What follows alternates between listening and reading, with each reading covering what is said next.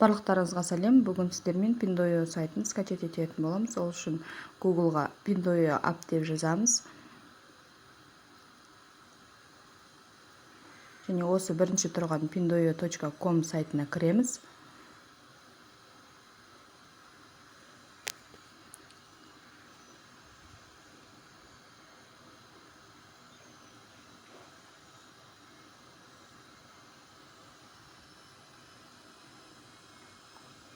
Және жоғары жақта тұрған аппақ батырманы басамыз.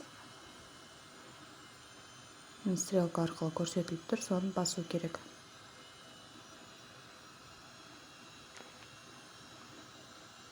Бізге осында бет ашылады. Осы сары кнопкалардың біреусін басасыз.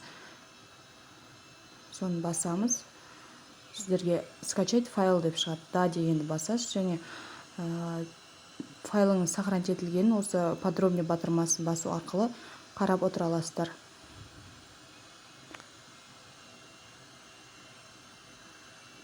Бізде скачать етілді Pindoyo.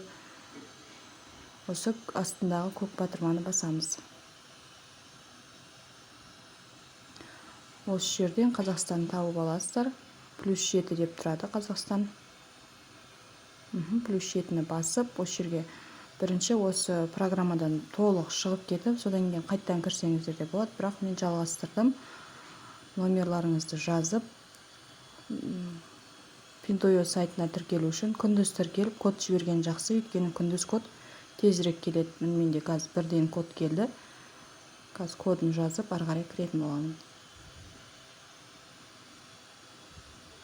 Қайттан шығып, қайттан кірдім мен сайтқа. Күнді жасағанда код сразу келеді.